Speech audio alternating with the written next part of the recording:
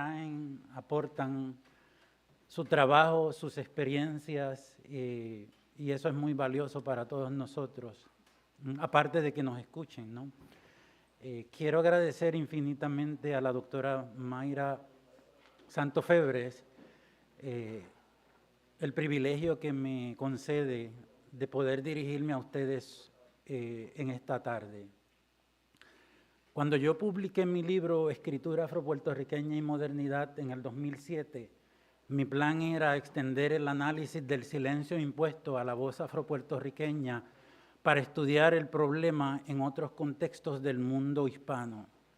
Entre los textos ideales para esta tarea, uno de los más intrigantes era la obra Beyond the Pale, de la escritora afrodominicana de los Estados Unidos, Loida Maritza Pérez. Se trata de un texto inédito. De él le he escuchado leer dos capítulos. Sí. De él le he escuchado leer 2 capítulos en 4 o 5 ocasiones. Me gustaría centrar mi lectura de hoy en uno de ellos titulado Tall Tale, Cuento Grande, aprovechando el acceso que de él me ha dado la escritora. El original está en inglés. Todas las traducciones de cita al español serán mías.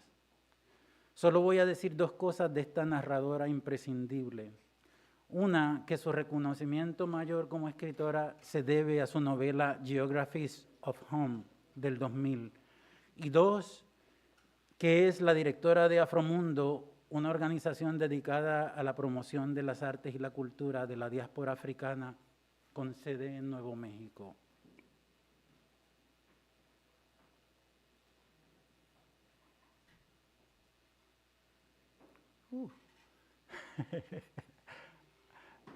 ¿Qué pasó aquí? Se me trastocó esto.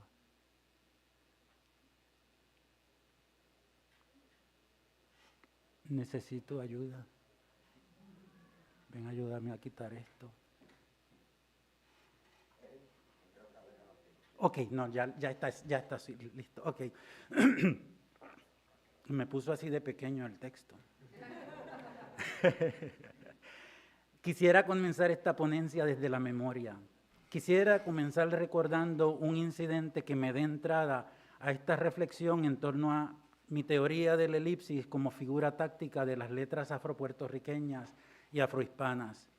Podría citar diversos incidentes emblemáticos que me servirían para ilustrar cómo en el contexto de la modernidad, en momentos determinados, la voz afropuertorriqueña se tiende a silenciar en aras de la unidad nacional, pero me gustaría llevar la discusión un poco fuera de Puerto Rico para mostrar cómo este mecanismo de silenciamiento opera en otros países de la región del Caribe y para proyectar el valor de mi teoría hacia otras partes de Hispanoamérica. El incidente que quiero contar ocurrió en uno de los primeros años del milenio. Lo presencié en Don Francisco Presenta, un programa de televisión que iba al aire semanalmente a toda América Latina por la cadena Univisión. Yo no miraba el programa, pero al irme cambiando de canales captó mi interés el hecho de que estaban presentando a una mujer afrocolombiana, alguien que había alcanzado una gesta olímpica. Recuerdo que en el momento de la entrevista, la invitada comenzaba a ocupar un cargo menor en el gobierno representando a las minorías raciales del país. La entrevista fue corta. Hablaron de sus logros deportivos y de varias cosas más. De pronto, don Francisco se le ocurrió preguntarle de una manera muy llana si ella había sufrido discriminación en su país. En el clima de liviandad del programa, la pregunta fue inesperada y ella no pudo responderla. Esencialmente se cayó las respuestas. Entonces don Francisco se dirigió a Oscar de León, quien también estaba invitado al programa y a quien yo no había visto hasta entonces porque había sido entrevistado ya, y le formuló la misma pregunta. La respuesta del sonero fue también evasiva. En todos los lugares hay discriminación. Fue todo lo que pudo decir el cantante, que en el contexto de la salsa denuncia la discriminación contra el negro en la canción Mira Paí. Para mí el momento fue iluminador. Acababa de presenciar en el contexto más amplio de la identidad lo que ya había presenciado y analizado a nivel nacional y a nivel de otras instituciones de lo nacional. ¿Cómo podían estos dos afrodescendientes hablar abiertamente sobre raza y racismo ante el lente mayor de lo hispanoamericano? Consideremos que en esos años don Francisco fungía como una especie de patriarca de la farándula televisiva hispanoamericana. Sus programas Don Francisco Presenta y Sábado Gigante Internacional, el programa de variedad de más duración en la historia de la televisión, regularmente se promovían como programas de la gran familia hispanoamericana. ¿Cómo iban estas dos figuras afrodescendientes, quienes representaban y le daban cohesión a la identidad, usar ese foro mayor para ventilar asuntos de raza y racismo? ¿Cómo iban a hablar de lo que nos divide en el seno de la gran familia hispanoamericana cuando estaban siendo presentados como orgullos de la hispanidad? Aunque el gesto del patriarca fuera generoso, era ingenuo por demás, pues ignoraba que de responder a sus preguntas sus invitados hubieran violado un silencio impuesto a la voz negra desde tiempos ancestrales. Ignoraba que podía estar pidiéndoles que hablaran de experiencias indecibles. De otro modo, ignoraba que el espacio que les abría era infinitamente insuficiente para decir lo que hubieran tenido que decir sobre el tema y que bajo esas condiciones era mejor callar. Indagar la perspectiva afrodescendiente necesariamente conduce a la interrogación del silencio, sobre todo cuando el ámbito de la investigación es la literatura. Para estos fines, en mi libro Escritura Afropuertorriqueña y Modernidad, yo desarrollo una teoría crítica basada en la elipsis, pues es posible que esta figura retórica provea el mejor acceso al entendimiento de las dinámicas del discurso sobre raza y negritud en Puerto Rico e Hispanoamérica en el marco de la modernidad. Habría que partir del hecho de que en la definición del recurso mismo ya se encuentra el drama del oficial frente a lo clandestino. De acuerdo con los diccionarios y manuales de estilo, la elipsis se marca mediante 3 puntos suspensivos para indicar la supresión de una parte del enunciado. En dicha supresión, nos dice la gramática, lo que se suprime no es necesario para la recta comprensión de lo que se quiere significar. Es decir, según la gramática y según el entendimiento general, en el gesto de la elipsis lo que se elimina es pérdida inconsecuente, en todo caso ganancia estética. Al igual que los principales diccionarios de otras lenguas modernas, las autoridades del español no dejan abierta la posibilidad de que la supresión pueda alterar la claridad y el sentido del enunciado. A mi modo de ver, un entendimiento más productivo del concepto de elipsis supondría, entre otras cosas, la exploración de relaciones más complejas que, aunque se originen en el terreno de la gramática, se extiendan a otros campos del saber para informarse con sus modelos. Así, partiendo del concepto del signo y de los puntos suspensivos presentes en algunas elipsis, se puede reconocer que la figura no solo implica suprimir, hacer que algo deje de existir, sino también suspender. De las acepciones que da el diccionario María Moliner para este último término, colgar e izar no están lejos de dejar en el aire y por ende de la interrogación. Otra acepción, embelezar, que a su vez se define como producir una cosa en alguien, tal admiración o asombro, que queda momentáneamente olvidado todo lo demás, puede conducir al ámbito de la astronomía y la astrología, donde aparece el concepto de eclipse, el cual mantiene un vínculo con elipsis a través del vocablo eclipsis. Ya aquí, al final de esta trayectoria y en su relación con el fenómeno cósmico, la táctica estilística encuentra su verdadero poder de connotación en la zona oscura y misteriosa del enunciado, privilegiada por algunos discursos subalternos justamente por ser un área inaccesible, invisible o desconocido por la inteligencia la inteligencia del poder. De hecho, ahora el entendimiento de la elipsis corresponde con el de la elipse, esa otra figura, en este caso geométrica y astronómica, que también tiene una historia proscrita y de suspenso. Es a partir de la astronomía de Kepler que el escritor cubano Severo Sarduy postula su teoría de la elipse como concepto clave para elucidar el arte del barroco. Dilatación longitudinal del círculo, la elipse se dibuja con arreglo a dos centros, uno luminoso y otro ennegrecido. Ocultación teatral de un término en beneficio de otro que recibe la luz abruptamente, la elipsis actúa a su imagen y semejanza. La elipsis, cito a Sarduy, la elipsis en la retórica barroca se identifica con la mecánica del oscurecimiento, repudio de un significante que se expulsa del universo simbólico. Esta ocultación, como es sabido, no es fortuita, corresponde, como en todo discurso organizado, a las leyes inflexibles, aunque informuladas. Desaparece lo feo, lo incómodo, lo desagradable, mediante un hábil escamoteo que permite huir el nombre grosero, el horrendo pormenor. Cierro la cita. En lo tocante a toda esta discusión, lo que no se puede perder de vista es el carácter teatral de la figura estilística. Si en la elipsis del barroco está presente el sacrificio expiatorio que René Girard estudia desde una óptica antropológica y que Jacques Derrida lleva al terreno del lenguaje, en ella también se halla la actuación dramática de dicho sacrificio. Entendida así, la elipsis viene a ser una representación espectacular de sí misma, desde su despliegue de luz y sombra, de superficie y vacío.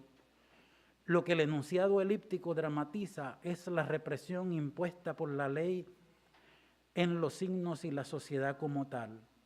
La elipsis es el lugar de la supresión, ciertamente, pero es también el lugar donde se genera un performance clandestino que acusa la historia de supresión y silenciamiento de las voces negras y devela sus dispositivos.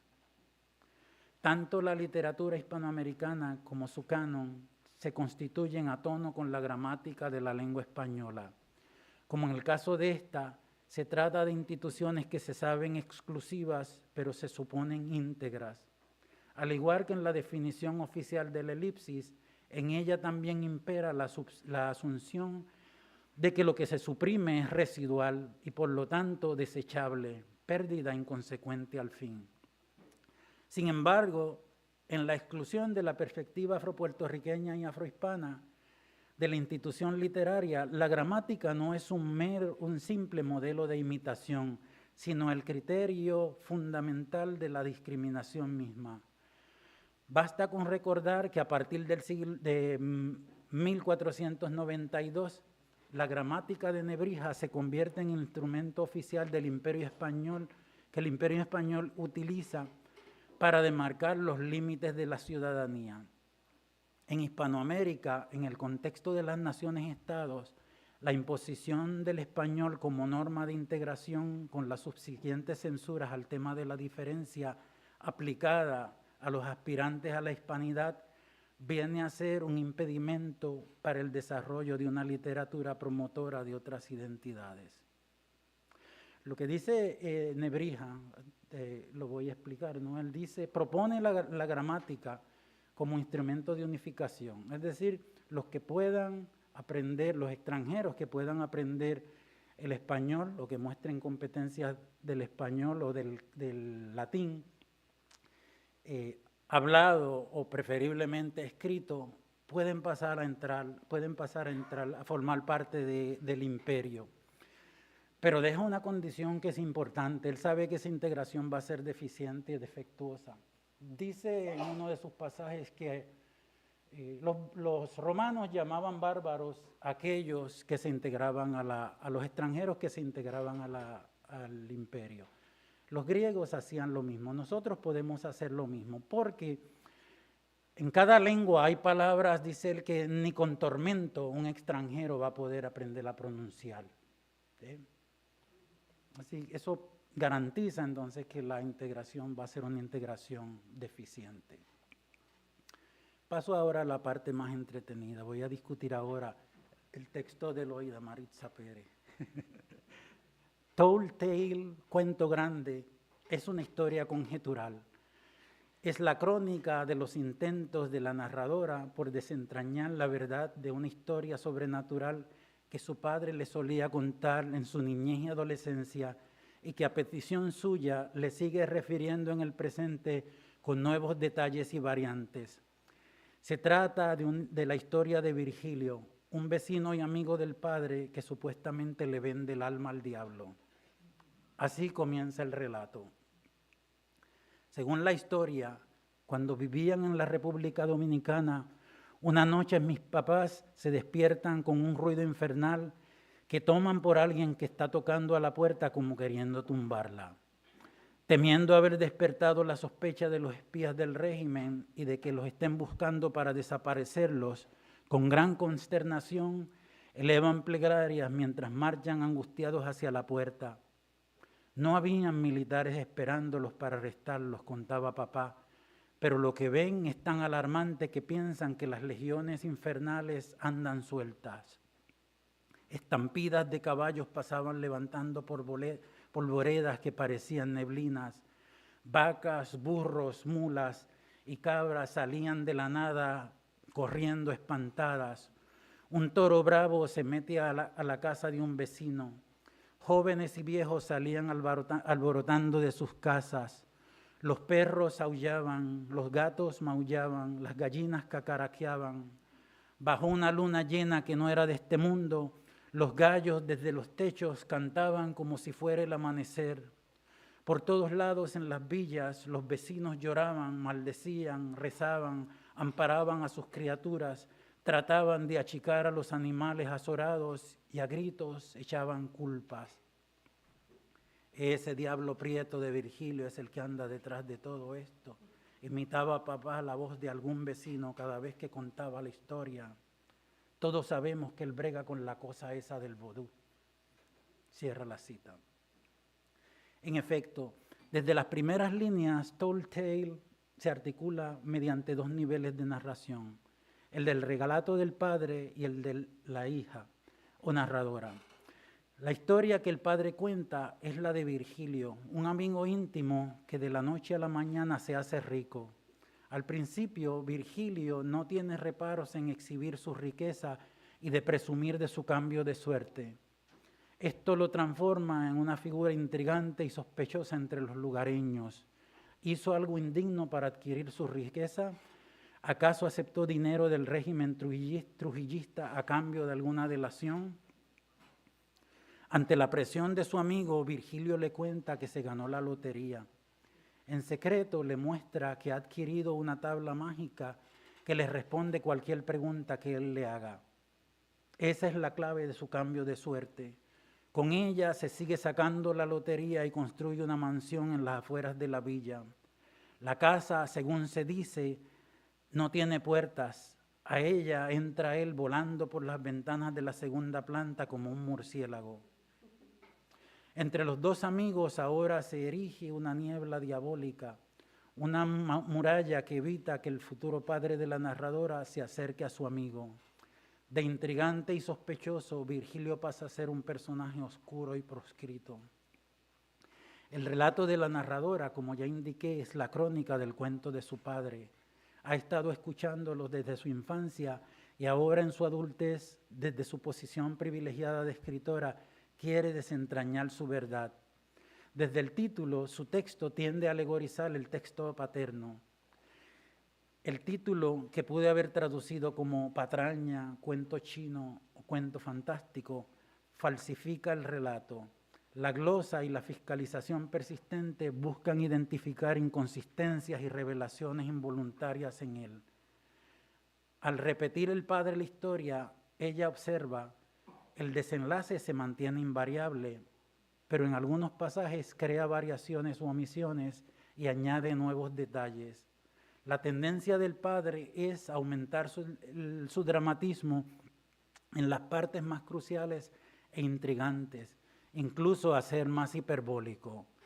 El tropel de caballos que aparece al comienzo, por ejemplo, luego se ha de volver una estampida monumental que trota no por la tierra, sino por el aire, por encima de los árboles que a su vez son entes móviles. Más adelante, en otra ocasión, el padre revela que esos caballos no corrían por el aire, sino sobre la casa de Virgilio y que iban arrastrando a un hombre. En otra ocasión posterior dice, aquellos caballos no eran de este mundo. Al final, como suele suceder en estas historias faustianas típicamente caribeñas, el diablo viene a cobrarle a Virgilio. El personaje es encontrado muerto en un escenario que, según la narración del padre, dramatiza su intento desesperado por protegerse de aquello que venía por él. Así compendia él el desenlace aleccionador. Cito: tú no te creas, aun cuando el diablo aparece a cobrar, aparece como ladrón en la noche y se va sin dejar huellas. Esa noche no fue diferente. Es necesario señalar que el escenario del drama de la voz del padre y de la fiscalización de la hija es el de un hogar fundamentalmente cristiano. Prueba del fervor del padre es el hecho de que luego de emigrar a Nueva York se entregan enteramente a la misión de la Iglesia Adventista del Séptimo Día. El padre incluso vuelve de visita a la República Dominicana para fundar la primera iglesia adventista de Nassau. Dramáticamente, su conversión y la de toda la familia parece estar determinada por haber sido testigo ocular de la fatalidad de Virgilio. Cito: una cosa de esa naturaleza te transforma, dijo papá. Una cosa como esa no te deja la menor duda de que solo por la gracia de Dios te puede salvar.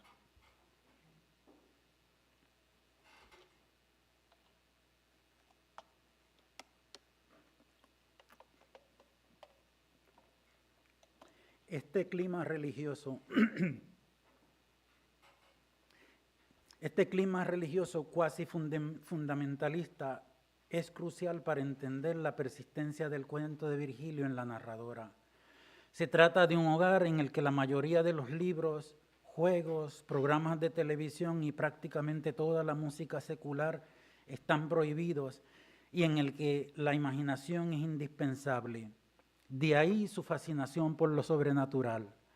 Aún a los 18 años, ya siendo universitaria, ella entendía que la historia de Virgilio era veraz y ejemplarizante. Es a esa edad cuando por primera vez desafía la doctrina adventista yendo al cine para ver la película Raiders of the Lost Ark. La violación del código adventista, según ella, la ha de dejar tan atribulada que teme que Satanás pueda aprovechar su caída para robarle el alma. En el presente de la obra, no obstante, la narradora se ha desengañado. Cree con bastante convicción que detrás de la historia de Virgilio se oculta algo mayor, alguna experiencia traumática. A lo largo del texto nos ofrece algunas pistas que el padre ha dejado escapar involuntariamente en momentos aislados. Una de ellas se desprende del siguiente intercambio en torno a la audacia de Virgilio.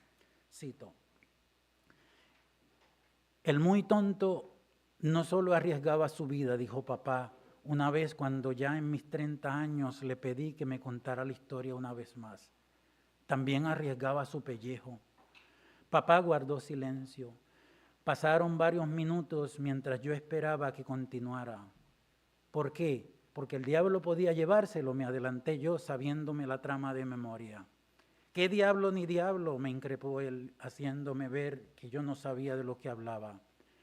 Por llamar la atención, Virgilio podía terminar colgado de un árbol, arrastrado por una corriente, tirado en una zanja o podrirse como se habían podrido tantos otros por mucho menos. Yo me quedé sorprendida. La violencia en las historias de papá tendía a ser abstracta. De hecho, él casi nunca mencionaba a Trujillo. Cierro la cita. El padre no solo evita hablar de Trujillo, prácticamente ha enterrado el trauma histórico de la República Dominicana. Llama a su hija necia y muchacha de porra por insistir en desenterrarlo. Categóricamente niega que la masacre de los haitianos perpetrada por Trujillo hubiera ocurrido. Cito: aunque era de esperar que él no abriera el pico cuando yo le preguntaba sobre eventos históricos, en lo tocante a la masacre de los haitianos, él negaba que hubiera ocurrido y se burlaba de mí por creer todo lo que leía. Cierro la cita. Al final, después de reflexionar detenidamente sobre la trayectoria de la voz del padre, la narradora llega a la conclusión de que el valor del cuento de Virgilio es elíptico. No llega a ver exactamente qué es lo que se elide con las marcas mínimas que va dejando el padre, pero termina poniéndolo en su línea de interpretación de figuras sobrenaturales del folclore dominicano que para ella significan elípticamente. Cito: en los cucos yo descubro a los colonizadores, en los bisangos a los traficantes de taínos y africanos, en los bacás a los amos que les roban la voluntad a otros mientras pierden su alma, en las sirenas a los que saltaron al mar para evitar la esclavitud, en las ciguapas y los bienbienes a los cimarrones que se van al monte y pasan por galipotes o caminan con los pies mirando hacia atrás para burlar el rastro de los lugarús encargados de perseguirlos, en los zombies a los que nunca despertaron de la pesadilla de la esclavitud. Cierro la cita. Al final, su desciframiento del relato de Virgilio prueba ser más complejo. No puede fundarse en una simple sustitución alegórica. Al final, la duda queda en ella. Para su sorpresa, la verdad del padre persiste a través de la voz de la hermana mayor, quien contaba 10 o 12 años para el tiempo de los sucesos. Esta le asegura haber conocido a Virgilio y presenciado la conmoción de los vecinos que fueron testigos de su ruina. En ese mismo orden de cosas, le habla de otro episodio igualmente asombroso que ella presenció el día de su propio bautismo, el de un tal Ventura, quien en el momento de recibir el bautismo no podía ser sumergido en las aguas por el pastor, pues los demonios coléricos que tenía aferrados al cuerpo no se lo permitían. La voz del padre no queda desmentida en Told Tales, ciertamente, pero su empeño por decir y redecir lo sobrenatural prueba ser una manera de callar un trauma personal e histórico. Esto queda claro en un capítulo posterior titulado The Devil We Know, el diablo que conocemos. En él, a partir de un exabrupto durante una conversación con la hija, el padre finalmente admite que la masacre sí ocurrió. Aún más, revela que la vivió en carne propia, que fue testigo de crímenes horrendos y descorazonadores. Su vida misma estuvo puesta a riesgo, pues, como recuerda, la masacre también victimizó a muchos dominicanos negros. Estas confesiones del padre y otros hallazgos ulteriores de la narradora añaden al drama regenerador de la elipsis. Ella descubre que antes de su conversión religiosa, el padre había sido practicante de vodú, incluso que él y su hermano eran los encargados de hospedar en sus casas al santo varón del cementerio, un rol que los vinculaba a una tradición ancestral con raíces en África. Con ironía, la narradora concluye diciendo que el padre había tratado de borrar su vínculo con el vodú mediante su conversión y cuenta nueva al adventismo, sin sospechar que tarde o temprano el varón le jugaría una treta por donde menos esperaba, por la voz y la letra de su propia hija. La masacre tuvo una acción preponderante en las zonas fronterizas de la República Dominicana. De ahí que la literatura que trata el tema tienda a prestar una atención preferencial a dichas zonas. Como observa Gutiérrez Escudero, desde el siglo XVII la ciudad de Santiago y otros poblados del occidente del país estuvieron ligados a economías irregulares estimuladas por el contrabando de holandeses, ingleses y franceses, lo cual propicia el desarrollo de una sociedad y una cultura de fronteras. La misma formación de Haití, observa él, se debe primordialmente a la actividad de bucaneros y contrabandistas franceses en la zona occidental de la isla. Estas dinámicas socioeconómicas en las que los hatos y la ganadería irregular son cruciales, todavía parecen ser la norma en algunos territorios fronterizos bien entrado el siglo XX, excepto que ahora con el haitiano como actor central. Esto queda bien retratado en la obra de Freddy Prestor Castillo, El masacre se pasa a pie. La masacre no está desligada de las ideologías modernizadoras. Representa un esfuerzo de la dictadura trujillista por depurar la nación de sus elementos discordantes. Como insiste en decir en Balaguer en La isla al revés, y por unificarla mediante la incorporación de zonas que desde tiempos coloniales habían estado mal integradas. El protagonista y narrador de Prestor Castillo es parte de un personal legal precario que va a la frontera enviado por el gobierno para legitimizar el proceso. El uso de la palabra perejil como filtro para identificar a los haitianos durante la persecución, drama bien representado en las novelas haitianas como The Farming of Bones, La siembra de huesos de Edwidge Danticat y Perejil de René Filotet, nos ofrece uno de los ejemplos más elocuentes de cómo la regulación lingüística sigue sirviendo el propósito prescrito por Nebrija en su gramática de 1492.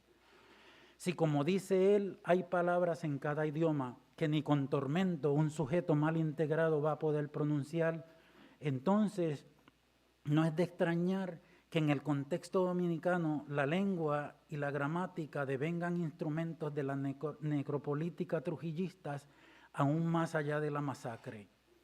Los marcados por la defectividad lingüística quedan expuestos a una muerte física, por supuesto, mientras los que escapan el genocidio son lanzados hacia otro tipo de muerte, la que conlleva el silenciamiento de su voz y su identidad, la que conlleva la experiencia traumática de haber visto a los suyos morir y haber sobrevivido ellos.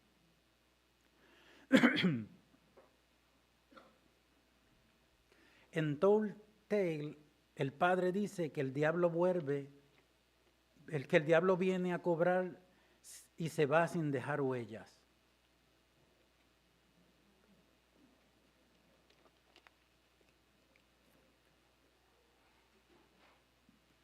Yo digo que siempre deja huellas, sobre todo cuando se trata de procesos históricos y culturales tocantes a la voz y la identidad afropuertorriqueña, afrocaribeña y afrohispana.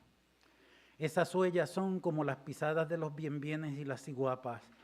Pueden apuntar en una dirección mientras se mueven en otra. Pueden apuntar muchas direcciones antes de extinguirse en el horizonte del silencio del enunciado. Pueden entrañar procesos simples o complejos, concordancias o contradicciones. Son como el ave fénix. Sin duda indican violencias, pérdidas, escamoteos, oscurecimientos y disipaciones, pero también son lugares de resistencia, de denuncia, de latencias y cocimientos de procesos. Y cuando las condiciones son propicias, de emergencias, de respuestas vibrantes y de florecimientos exuberantes. Esas huellas son, al fin, los puntos suspensivos, el lugar espectacular de la elipsis. ¿Cómo entra la modernidad en todo esto? Por su concepto unitario de nación. La nación moderna se define por la unidad, un territorio nacional, una lengua nacional, una cultura nacional, un sujeto nacional, una música nacional y así sucesivamente. La diferencia tiende a ser silenciada y marginada. Se vuelve los puntos suspensivos de la elipsis y el lado oscuro de la elipse. Dramáticamente, a medida que el diseño de nación ha estado siendo objeto de presión, la voz afro ha dejado de ser silencio y resistencia para florecer y adquirir cierta centralidad. De ahí que en las últimas décadas en toda Hispanoamérica, América Latina, estemos asistiendo al surgimiento espectacular de iniciativas afrodescendientes que abarcan prácticamente todas las esferas de la cultura y de las artes. Estas, empero, no están desasociadas de la elipsis. Si hago buena la teorización de la elipse que hace Anne Dufour-Mantell en el 2014 en su libro In Praise of Risk, cito: este es el movimiento que mejor parece definir nuestra relación con el pasado y con el trauma, su reactuación en el presente, en el mismo punto del eje, pero a otro nivel, ofreciendo un acceso diferente al pasado, como si el pasado reprimido siempre estuviera buscando ser transitado nuevamente para ser reconfigurado. Cierro la cita. Así explico yo el vigor de nuestra literatura afrodescendiente en la actualidad.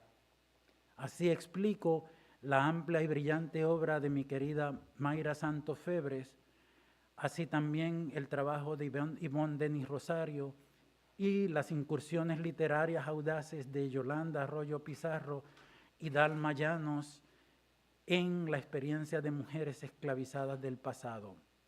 Y por supuesto, así veo también la obra de la talentosa escritora afrodominicana de los Estados Unidos que he tenido el placer de discutir para ustedes hoy.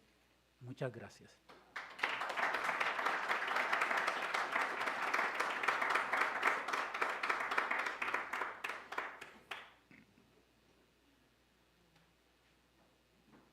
Sí, dime.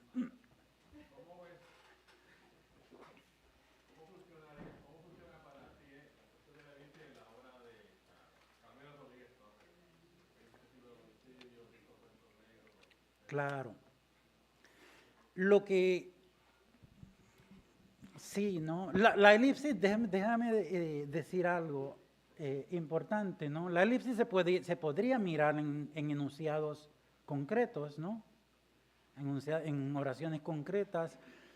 Se podría mirar a nivel de obra, como es el caso que he discutido hoy, y se podría mirar a nivel de periodos, ¿no? El silencio más en la modernidad, una vez uno le pone presiones a la modernidad, y si se quiere decir así, entra la posmodernidad, entonces emerge lo que estaba silenciado, ¿no? En la obra de Carmelo Rodríguez Torres, claro, que es la que discuto yo en escritura afropuertorriqueña y modernidad, lo que a mí me llama la atención es una obra desbordada por el problema de la Marina de Vieques, es lo que desborda la obra, pero hay unas marcas al final de 20 siglos después del homicidio, en 5 cuentos negros, en Este pueblo no es un manto de sonrisa, que nos están apuntando hacia la negritud. Pero el drama de la obra, ¿no? el drama que enmarca la obra de Carmelo Rodríguez Torres es la de un escritor afrodescendiente o negro que está escribiendo o quiere escribir una obra de un escritor negro que a su vez quiere escribir una obra sobre otro escritor negro. Entonces se vuelve un juego de cajas chinas hacia adentro, no hacia afuera. Es una voz que se proyecta, aunque claro, nosotros leemos un texto en la página, pero la voz de ese personaje central, Es una voz vertida hacia adentro que nunca sale hacia afuera. Ujú. Y ahí diría yo que está la elipse o la elipsis de Carmelo Rodríguez Torres. Ujú. Sí. Y no lo explico en el libro, nunca lo digo de una manera bien clara, porque a mí me gusta también oscurecer cosas, ¿no? Ujú. Me gusta oscurecer cosas, pero también todo esto, había otra teoría, ¿no?, del barroco, ¿no? La elipsis y la elipse son figuras que vienen del barroco, fundamentales, ¿no?, en el barroco español y luego en el neobarroco latinoamericano. Uh-huh. Y en el barroco también otra figura que tú la conoces porque tú estudiaste a Walter Benjamin, que es la alegoría. Todo esto yo lo podría discutir desde una perspectiva alegórica, pero creo que la sustitución en la alegoría es más precisa y más exacta. En cambio, en esto de la elipsis, hay un espacio grandísimo, ¿no?, para que la gente lea y interprete, para que juegue. Porque pueden estar pasando tantas cosas diferentes en esos 3 puntos, ¿no?, que tocaría al lector, en vez de dar, por eso yo digo que con esta teoría yo no establezco, sino sugiero y estimulo, para que el lector se sirva con ella. Y gracias, Israel. Panita fuerte. Él dice que a cualquier cuadrilátero entra conmigo y yo digo lo mismo.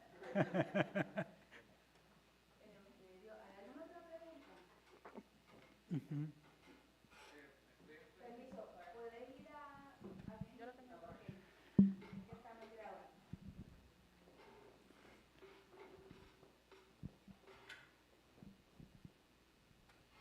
Hola, la estaba escribiendo porque es algo que también estoy pensando, entonces es básicamente una invitación a pensar esto en conjunto.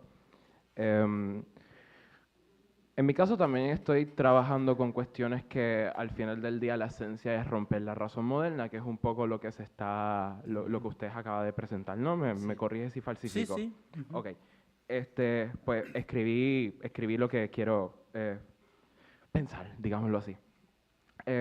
La razón moderna no necesita que estemos de acuerdo a ella para continuar reproduciéndose.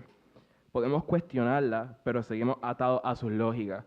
En tanto, una característica, si se quiere, del capitalismo, que es la derivación es que podemos estar pataleando, pero seguimos atados a sus lógicas de producción y de consumo. Insisto, sé que esto sale un poco de la presentación, pero entonces, cierro. Se puede ensayar aquí un ejercicio de un siguiente paso, como que a veces, hablando desde lo personal, se me hace difícil reducir mi escrito a, bueno, esto ha provocado tal y tal problema, pero entonces, ¿ahora qué? No sé si se pueda bregar, sé que se va del propósito de la presentación, pero algo que estoy Sí, pensando y me gustaría pensarlo en conjunto. sí. Bueno, una de las cosas en las que me meto, hace rato que no leo eso, ¿no? Pero una de las cosas en las que me meto en escritura afropuertorriqueña y modernidad es en dicotomías e integraciones entre afrocentrismo y otro modelo que ha sido bastante productivo en el Black Atlantic, ¿no?, en la zona del Black Atlantic, que es el modelo del double consciousness, desarrollo de la conciencia doble. Y yo digo que ambos son válidos, ¿no? Yo no descartaría uno por el otro. Yo digo que ambos nos han servido, aunque uno pertenece un poco más a la modernidad, ¿no? El double consciousness es un modelo que le ha servido más a los escritores en la modernidad, y el otro antes y después de la modernidad o fuera de la modernidad. Pero a mí me gusta pensar que son compatibles. Uh-huh. Y yo no soy un crítico, como ustedes puedan ver, de que tire por la borda todo lo que es modernidad o europeo. Si me sirve, ¿no? Me sirvió Anne de Fourmantel para hacer esta presentación. aunque el texto de ella es un texto breve, pero me da me lleva un poco más allá de donde había llegado mi teoría, ¿no? Me estimula algo mucho más a tono con lo que está pasando ahora mismo, con esta explosión de escritura afro en Puerto Rico y en otras partes de América Latina, incluyendo los Estados Unidos. ¿Qué otra cosa iba a decir? Iba a decir otra cosa y se me olvidó.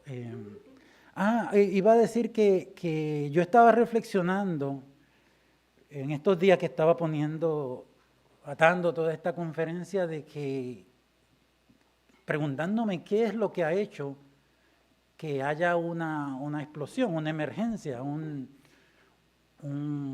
una decisión de los afrodescendientes de hablar y escribir y hacer cumbres y festivales.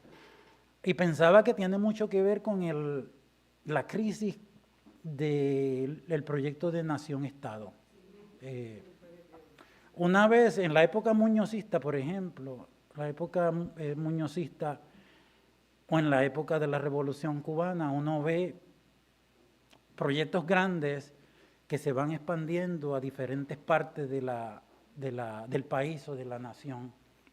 Y que todo tiende a ser incluido, ¿no? Los proyectos de educación a la comunidad, los proyectos de alfabetización. Hay un intento por expandir los proyectos nacionales, pero cuando entramos en la crisis del capital, la crisis agudizada por el neoliberalismo, todos esos proyectos empiezan a ceder un poco, ¿no? Porque parte de la cuestión del neoliberalismo es debilitar a los gobiernos, ¿no? Debilita a los gobiernos, entonces en ese contexto surgen las iniciativas comunitarias. Ya desde los 1980 yo veía eso, ¿no? Los rescates de terreno, muchas de esas iniciativas comunitarias ocurren en el noreste de Puerto Rico. Solo Aldea, recordemos el famoso caso del asesinato de Adolfina Villanueva. Entonces,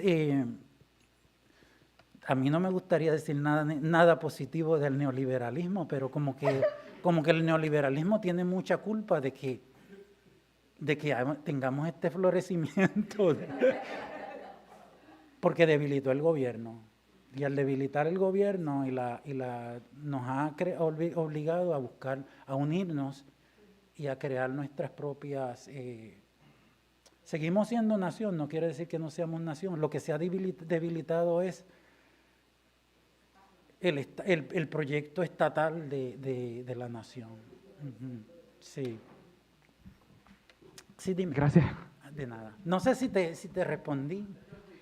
Yo estoy feliz, gracias. Okay. Así pregunto yo también, para que la gente diga lo que quiere.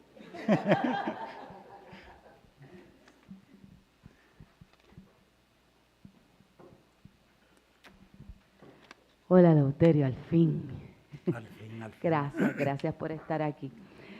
Una de las cosas que a mí me interesa mucho de este diálogo teórico y crítico contigo, porque yo te siento más como un pensador teórico que crítico, pero que utilizas el libro para crear, ¿verdad? Pensamientos y marcos teóricos para poder leer. Es cuando tú dijiste, yo lo cito ya como si fuera un mantra. Voy hacia una pregunta de la elipsis, pero voy a empezar por aquí. Que para poder entrar en la modernidad, en este proyecto de Estado-Nación y una sola ciudad letrada que era nacional, los afropuertorriqueños y por ende, ¿verdad?, todas las personas afro-latinoamericanas y afro-caribeñas, sobre todo las hispanoparlantes, por una historia que tú trazas muy bien en ese libro, que a mí me parece que es un libro fundacional que debería estudiarse en todas las clases de literatura puertorriqueña, pero que no se hace por las razones que sabemos. Una de las cosas que tú dices es que hemos tenido que renunciar a la autorrepresentación. Pues yo quiero que tú sepas que mi novela La Otra Julia se basa en ese, o sea, tú me ayudaste mucho a poder escribir La otra Julia por eso. Y por lo otro, eso me ayudó y también me ayudó a pensar, eso no sé cómo, yo hice la conexión entre eso y las reflexiones de Edouard Glissant acerca de lo que él llama los plateaus of time, ¿verdad? Que nosotros acá no hemos podido gozar de esos espacios de tiempo convertidos en discurso, ¿verdad? Lineal, que organizan las historias y las maneras de crear discurso en el occidente. Y dos pensadores y filósofos, que además son poetas, caribeños, me dieron la clave, ¿verdad?, de una nueva estética de escribir y de una nueva estética de pensar y de asumir, ¿verdad?, el proceso de leer, que no es otra cosa que el proceso de escribir, que no es otra cosa que el proceso de leer, ¿verdad? Volviendo a la cuestión de la elipsis, a mí me llama mucho la atención esto que he estado oyendo de ti de la elipsis y también un término que yo nunca lo he entendido a capacidad, como tampoco entiendo escritura afropuertorriqueña y modernidad, es un libro que tengo que seguir leyendo y leyendo. Y es cuando Edouard Glissant habla de the prophetic vision of the past. The prophetic vision of the past. La visión profética del pasado. Entonces yo quiero saber cómo tú lees a Glissant con tu teoría de la elipsis, que es una elipsis múltiple, porque es una elipsis de tiempo, pero también es una elipsis de géneros literarios, pero también es una elipsis de significado, pero también es una elipsis del proceso mismo de nombrarse en la escritura. Y quería oírte pensar eso, pero también cómo nosotros construimos el futuro, porque por ahí hay mucha gente hablando del sankofa, ¿verdad? De ese pájaro, ese adinkra que recoge, o sea, que camina hacia adelante mirando hacia atrás. Sí. Y tú lo estabas mencionando también como una constante en nuestro pensamiento caribeño. Y solamente quería pinchar esa visión profética del pasado, a ver si yo la entiendo mejor y cómo tú la entiendes. Sí, bueno, en Glissant, un poco como pasa con la elipsis, si sigo a esta teórica Anne de Fourmantel, que no está pensando, ella es francesa, ella no está pensando en el Caribe, pero Glissant tiene un concepto de la historia que no es lineal. No, el concepto de la historia de Glissant es circular, repetitivo. Entonces yo pienso que y relacional. Poetics de relación, es como una retícula. Sí, entonces pienso que si los tiempos son superpuestos, circulares, siempre hay la posibilidad de volver a ellos, ¿no? Siempre se vuelve a ellos, se reactúan.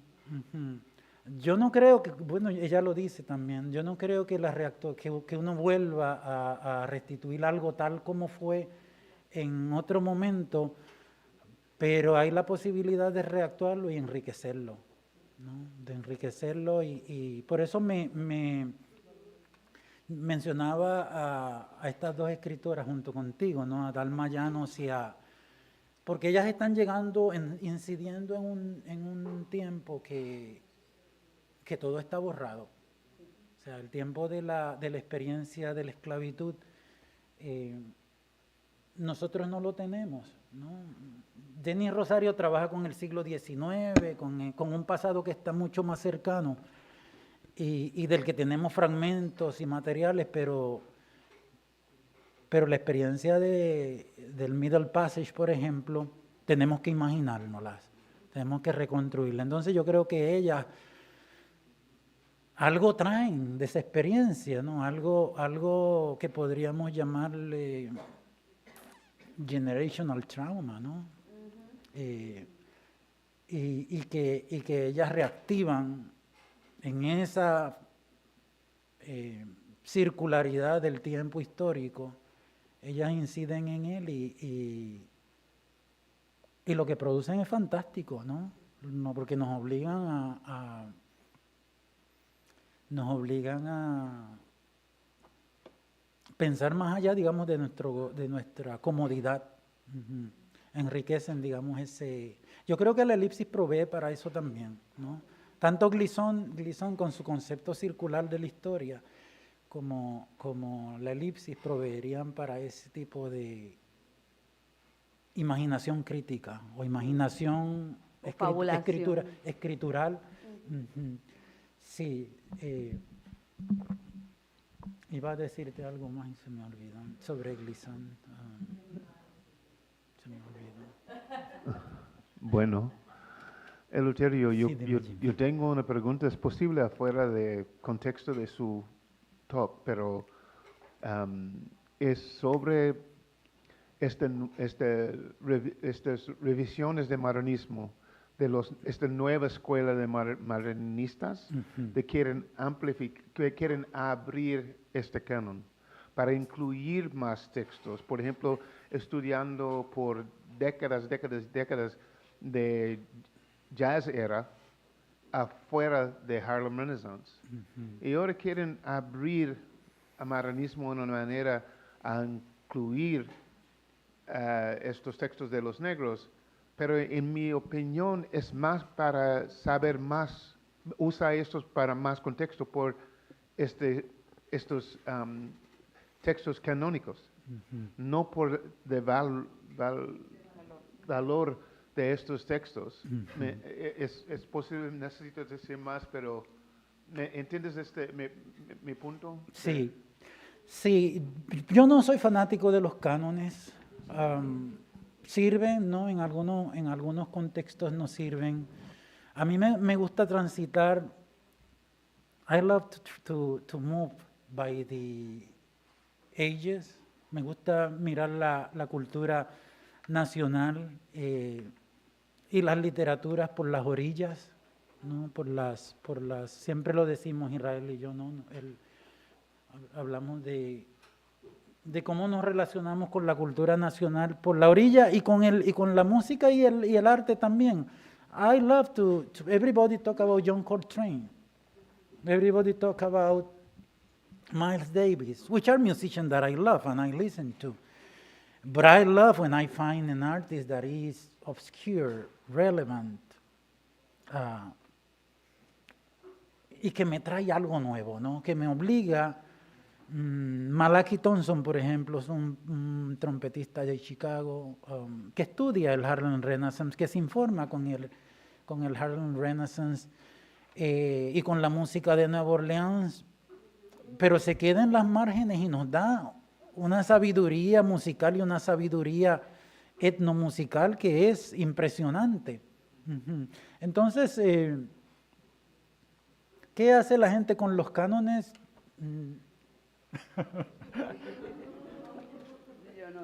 I don't know, and sometimes they are useful, but sometimes it's good to move out of them, because it's more productive to approach es más productivo. I think the ulterior motives behind it. I think their ulterior motive has little to do with the recognition of black text. It has everything to do with strengthening the canon, not opening it. It's a way of using black text to anchor other people's literature, which I find offensive. Sí. And like you, since loose canons, I haven't been able to look at canons the same way. The idea of canonicity. Bueno, ha pasado con los escritores latinos puertorriqueños de Nueva York también, ¿no? Insertarlos, esos escritores en el canon es reforzar el canon. Sí, es perpetuar el valor del canon.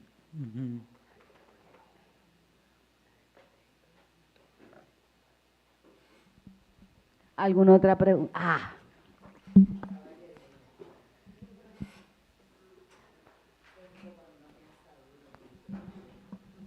Hola, tengo una pregunta que se relaciona con la modernidad y la escritura. ¿crees que podríamos tener una idea única o múltiple del nacimiento de la modernidad en cuanto a las escrituras afro? Tener una idea exacta del nacimiento de la modernidad en cuanto a las literaturas afro.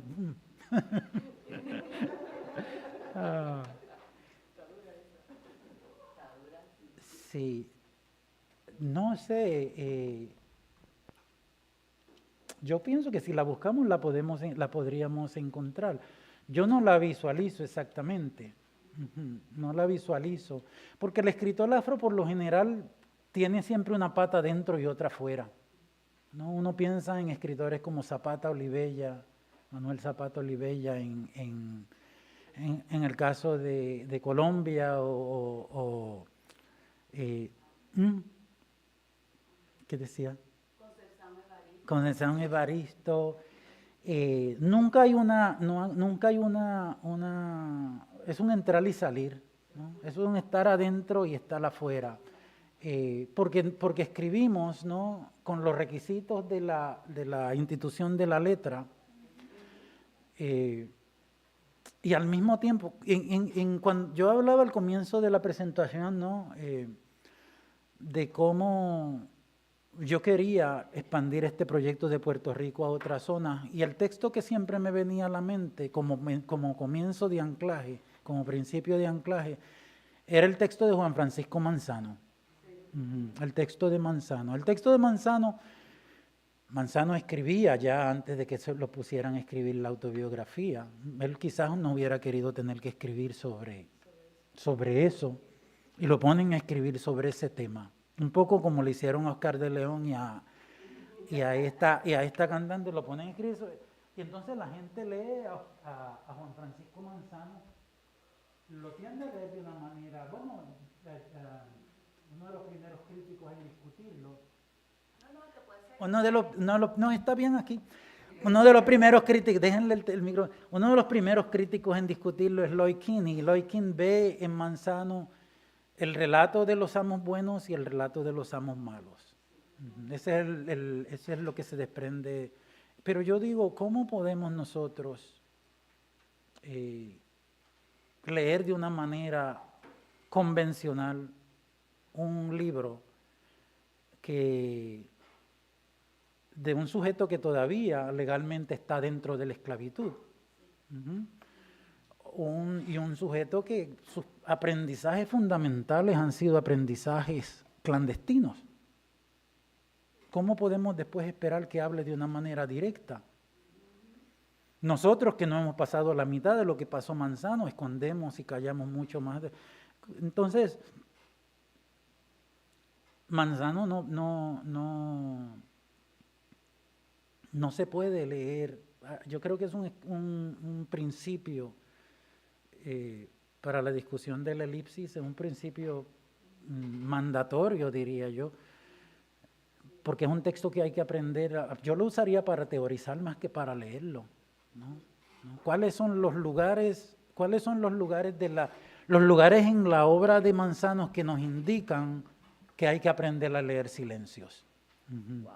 Este hombre aprende a leer. ¿Cómo aprende a leer? A escribir. Aprende a leer y a escribir recogiendo pedacitos de papel de los niños que toman clases. ¿Y cómo escribe? Escribe en los cascarones de huevos que encuentra. Y escondido, porque si lo ven aprendiendo a leer y escribir, lo castigan. Entonces, pero Manzano está al comienzo de una modernidad literaria también, sí, con un pie adentro y con otro afuera, o a lo mejor con 4 pies afuera y uno adentro. Sí. William Luis, que se fue esta mañana, estaba esperando por ti, pero se tuvo que ir, le llama eso protoautoría.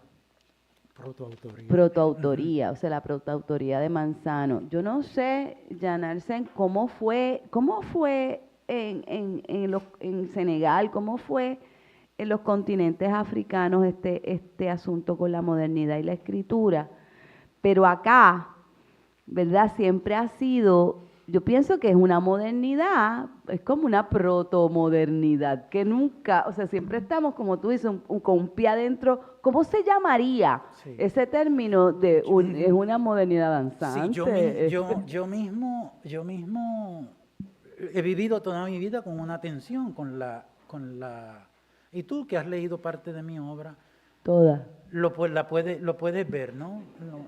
Lo puedes ver. Hay una tensión ahí entre unas oralidades pesadas y luego otras cosas, sí.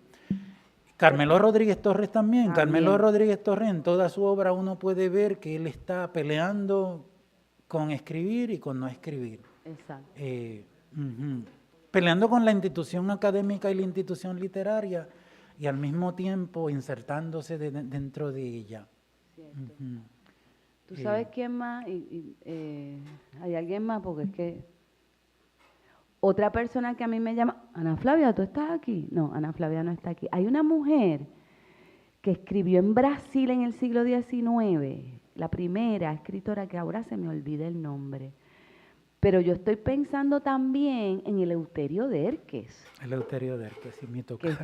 Que es tu tocayo, tú sabes, que fue, que recientemente finalmente lo hemos puesto, Rescatado. ¿verdad? Como no Alejandro Tapiz Rivera, sino Eleuterio Dérquez, el primero. Sí. El primero que escribió literatura. Entonces, él era filósofo, él era traductor en francés, hizo una escuela y se la cerraron y se murió de pena. Sí. O sea que es verdad, esa tensión mata. O Arturo Schomburg, ¿no? La trayectoria de Arturo Schomburg. Dicho sea de paso, es curioso de que yo soy una repetición de él. Hablando de estas capas, ¿no? De cómo las capas se repiten. Pero yo tengo su nombre. Esa obra famosa de Eleuterio Dérquez, Mamá Juana. Mi abuela materna es Mamá Juana y era una mujer negra también. Y el tío que se queda a cuidar a mi abuela. No, el título de su obra es Tío Fele. El tío mío, el tío mayor que se quedó cuidando a mi abuela es Tío Fele también. Así que la repetición se repiten sí, no, eso de las tensiones y las tensiones y cómo se escribe, ¿no? Esas luchas por insertarse uno dentro de la escritura es complicadísima, ¿no? Es complicadísima. Yo siempre le digo a mis estudiantes, a mí la escuela no me interesaba, ¿no? A mí la escuela es una imposición del papá mío,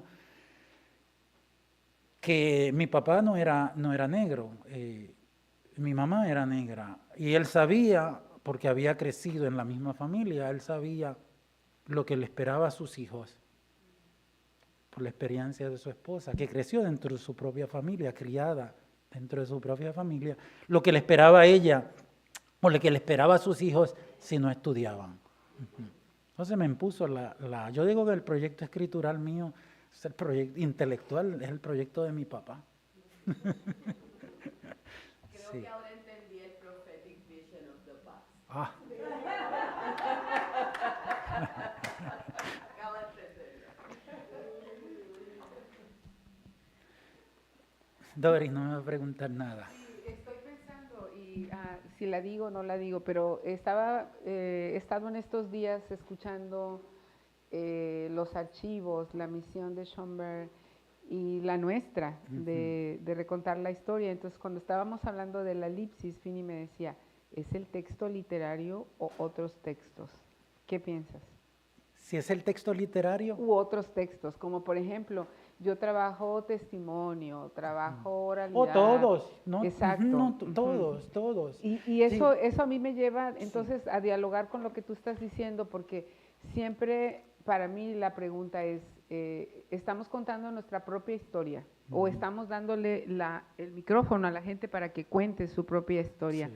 ¿Y cómo se ve esto? ¿Y esto es en esta dirección o no? Y esto de estar con un pie afuera y un pie adentro, yo siento que a mí al menos me refresca que donde estamos bien. Sí. Y por ahí Si, era si la- pensamos en el texto de Maritza, a quien ustedes conocen, ¿no? La historia del padre es una historia oral. Ujú. Ahí hay dos textos interactuando, pero el texto del padre es un texto oral. Ujú. Y la elipsis está en las oralidades, sin duda, ¿no? Sin duda también está en las oralidades. Hay una idea que me vuelve en el medio de la conversación y se me vuelve a perder.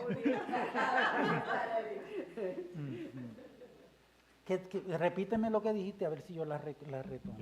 Yo digo que en el trabajo que estamos haciendo de los archivos y poder recontar nuestra historia de los afrodescendientes, Ujú. la pregunta es si la elipsis también se aplica a esos otros Sí, textos afuera sí, de la literatura. Y sí. entonces me reafirma porque de momento Oh. a veces me pierdo. Párate, que me acordé. Ya, bien, va. Me acordé, yo en un tiempo estaba documentando incidentes que ocurrían, como este que conté de la televisión de Don Francisco Presenta, que me lo quise traer porque ese es el contexto más amplio. El contexto, yo digo, Don Francisco era, yo no veía ese programa, ¿no? Pero el programa de la gran familia latinoamericana, y entonces poner a esos dos afrodescendientes ahí a hablar sobre... Ujú. Pero uno de los casos más dramáticos, yo diría, y lo busqué en mi casa, ¿no? Antes de preparar esta presentación, hace algunos meses cuando estaba pensando en ella, busqué porque tenía ese texto, había leído en claridad un discurso de José Francisco Peña Gómez. José Francisco Peña Gómez era la figura más importante de la política dominicana en un momento determinado. Partido Revolucionario Dominicano, que corrió varias veces para la presidencia, pero en el momento, 1 o 2 semanas antes de las elecciones, sacaban a relucir que él no era, porque era un hombre muy negro, además un hombre brillante, ¿no? Intelectualmente brillante, sacaban a relucir que Peña Gómez era haitiano. Ujú. Y con eso lo derrotaban, ¿no? Con eso lo sacaron de carrera, no se lo sacaron de carrera, pero lo sacaron de la carrera presidencial. Ujú. Y luego yo estoy leyendo este artículo en claridad, este discurso que pronuncia él, y cuando él define a Puerto Rico y a la República Dominicana, naciones caribeñas, las define como naciones indohispanas. Las define como naciones indohispanas. Uh-huh. Es decir, que él, tratando de entrar a la nación, estamos hablando de una figura importante, no estamos hablando de un inmigrante marginado, pobrecito, estamos hablando de las figuras más importantes de la política. Y se tiene que callar en ese momento de ese discurso, habiendo sido víctima de discriminación en la política tantas veces, habiendo sido sacado de carrera tantas veces, se tiene que callar su africanía. Su negritud, su africanía se la tiene que callar en la definición de Puerto Rico y República Dominicana. Sí. Es un ejemplo muy dramático y triste cuando yo leí eso, porque ya era bastante al final de su carrera, ya había sufrido todas esas derrotas, ¿no? Y leer eso no me resultó doloroso. Uh-huh. Sí. Pues yo creo que ya, 1 minuto me están diciendo. Pues yo te quiero agradecer muchísimas tanto que estés aquí. ¿Tú estabas aquí desde el Eleuterio. principio? Yo entré, salí, porque me siguen... Porque me te toca. agradecí infinitamente este regalo envenenado que pusiste en mis manos. Tú sabes que yo, si no me obligan, yo no me paro ante un público. Yo lo sé. Pero es la vuelta a mi alma mater, ¿no? Uh-huh. Ay, gracias Gracias. por volver. Gracias Gracias a ustedes. por volver.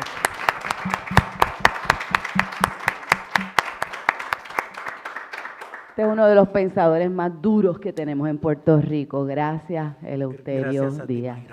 Mayra. Santiago Díaz. Familia, queremos aprovechar para invitarles al anfiteatro número 3, a la película Yosemite. O Cementière de Pellicule, de Tío Diallo, que estuvo hablando con nosotros esta mañana. Vamos a estar viendo su película En busca de una película olvidada en África. Y luego a las 5 nos vamos a encontrar frente al anfiteatro 1 para nuestro recorrido hacia la Saya de Ollá. Y luego de eso, en el lanzamiento de Letras Cafres a las 6:30 en Casa Ruth. Esto sigue. Si uno se pone a mirar los siguientes